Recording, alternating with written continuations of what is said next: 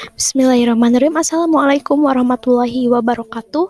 Perkenalkan, nama saya Salma Salsabila dari semester 5A program studi PAI dengan nomor NIM 2120210004. Di sini saya akan menjelaskan materi tentang model-model komunikasi, yaitu tugas pada mata kuliah komunikasi pembelajaran dengan dosen pengampu Dr. Yusuf Ridwan, SPDI MPD. Di sini saya akan menjelaskan terlebih dahulu definisi dari model komunikasi. Nah, model komunikasi adalah deskripsi sederhana mengenai apa yang dibutuhkan untuk terjadinya komunikasi dengan cara mempresentasikan dengan secara abstrak ciri pentingnya dan menghilangkan rincian tidak pentingnya. Singkatnya, model komunikasi adalah gambaran dari suatu fenomena komunikasi dan hanya menyebutkan hal terpentingnya saja. Asalnya, contohnya, maket bangunan adalah model dari bangunan yang sebenarnya dan hanya menggambarkan bentuk bangunan saja, tidak dengan siapa saja isi bangunan itu, untuk keperluan apa saja bangunan itu, dan kapan akan digunakan. Nah, yang kedua, di sini saya akan menjelaskan tentang model-model komunikasi. Untuk model yang pertama yaitu model stimulus respon. Nah, model ini merupakan model yang paling dasar dalam ilmu komunikasi. Model ini menunjukkan komunikasi sebagai sebuah proses aksi-reaksi. Model ini beranggapan bahwa kata-kata verbal atau kata-kata non-verbal, gambar-gambar, dan tindakan akan merangsang orang lain untuk memberikan respon dengan cara tertentu. Nah, yang kedua yaitu model Aristoteles. Model ini merupakan model yang paling klasik dalam ilmu komunikasi. Bisa juga disebut sebagai model retorikal. Model ini membuat rumusan tentang model komunikasi verbal yang pertama. Aristoteles menerangkan tentang model komunikasi dalam bukunya Retorika, bahwa setiap komunikasi akan berjalan jika terdapat 3 unsur pertama, yaitu pembicaraan, pesan, dan pendengar. Nah, yang ketiga yaitu model Laswell.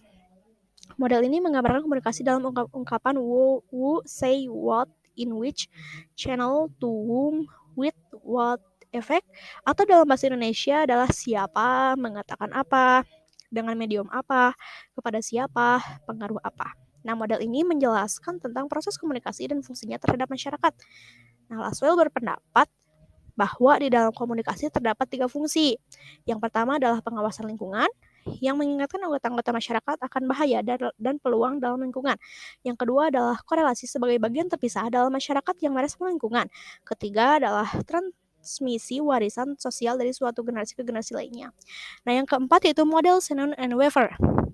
Model ini membahas tentang masalah dalam mengirim pesan berdasarkan tingkat kecermatannya. Nah, model ini mengandaikan sebagai sebuah sumber daya informasi yang menciptakan sebuah pesan dan mengirimnya dengan suatu saluran kepada penerima, yang kemudian membuat ulang pesan tersebut. Nah, yang kelima yaitu model SARM. Wilbur SARM membuat serangkai model komunikasi dimulai dengan model komunikasi manusia yang sederhana pada tahun 1954. Nah, lalu model yang lebih rumit yang memperhitungkan pengalaman dua individu yang mencoba berkomunikasi hingga ke model komunikasi yang dianggap interaksi dua individu. Nah, itu. Nah, untuk yang keenam, yaitu model Newcomb. Model ini dikenal dengan model ABX. Apa itu model ABX? Model ini menggambarkan bahwa seorang, yang A itu yaitu seseorang, mengirim informasi kepada orang lain, nah itu B, tentang sesuatu. Nah, sesuatu itu bisa dibilang X. Nah, model ini mengasumsikan bahwa orientasi A ke B atau ke X tergantung dari mereka masing-masing, dan ketiganya memiliki sistem yang berisi 4 orientasi. Yang keempat yaitu model Westlake dan McLean. Yang ketujuh yaitu model Westlake dan McLean. Model ini berbicara dalam 2 konteks, komunikasi interpersonal dan massa. Dan perbedaan yang paling penting di antara komunikasi interpersonal dan massa adalah pada umpan balik. Di interpersonal, umpan balik berlangsung cepat dan langsung, sedangkan di komunikasi massa, umpan baliknya bersifat tidak langsung dan lambat. Begitu.